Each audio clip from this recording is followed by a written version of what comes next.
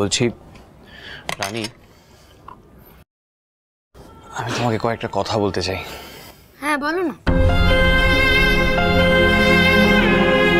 আমরা জয়েন্ট ফ্যামিলিতে থাকি, উনি শুধু আমাদের নয়, বাড়ির সবার খুব আদরের। ওকে নিয়ে সবাই খুব কনসার্ন, স্পেশালি মা। বাচ্চা মানুষ করার মতো মানসিকতা এখনো তোমার তৈরি হয়নি, আগে হোক। ওইটুকু বয়সে বাচ্চা নেওয়ার সিদ্ধান্ত নিয়ে ও ভুল করেছে, এটা ওকে স্বীকার করতে হবে। মা হওয়ার পরীক্ষা দাও আগে, তারপর ঠিক হবে তুমি পড়াশোনা চালাবে কিনা। দেখো, মায়ের চিন্তা ভাবনার সাথে তোমার চিন্তা ভাবনা নাই মিলতে পারে, কিন্তু এই সময় সিচুয়েশনগুলো তোমাকেই ঠান্ডা মাথায় সামলাতে হবে। মাথা গরম করলে চলবে না রানী। আমি মাকে হয়তো বোঝাতে পারবো না, কিন্তু তোমাকে বলছি কারণ তুমি বুঝবে। কি হয়েছে গো? কিছু নিয়ে টেনশন? হ্যাঁ, মায়ের কয়েকটা ব্লাড টেস্ট করাতে দিয়েছিলাম, তার রিপোর্টগুলো এসেছে। কিসের টেস্ট? কি আছে রিপোর্টে? লিপিড প্রোফাইল করাতে দিয়েছিলাম, একটা ভালো প্যাথোলজি ল্যাব থেকেই করানো হয়েছে, সুতরাং অবিশ্বাস করার কোনো জায়গাই নেই। মায়ের এলডিএল লেভেলটা হাই আছে।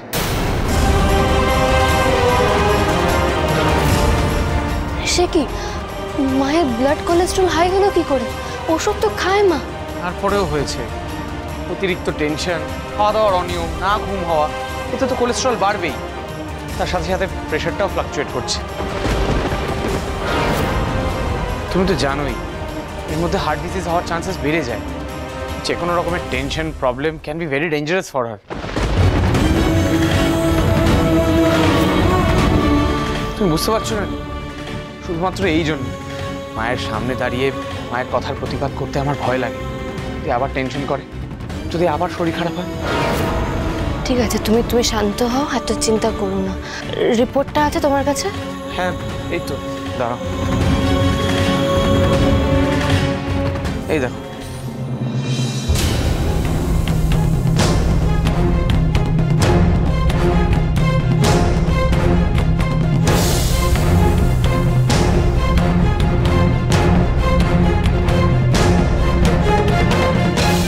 এখানে ডক্টরের সিগনেচারটা দেখছো?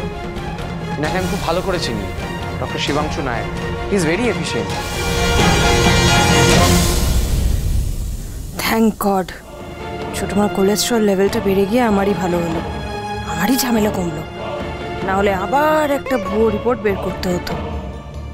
এইবার পিঙ্কি সেনগুপ্তর খেলা শুরু। এই নিয়ে যে আমি কত বড় নাটক করব তোমরা ভাবতেও পারছো না।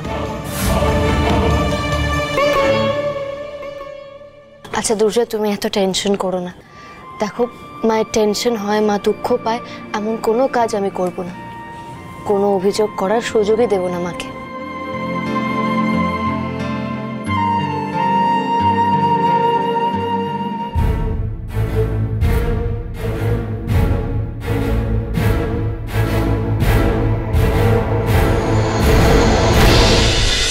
তোমাদের রানী সোম থেকে রবি প্রতিদিন সন্ধ্যে ৬টায় স্টার জলসায় ও ডিজনি প্লাস হটস্টারে।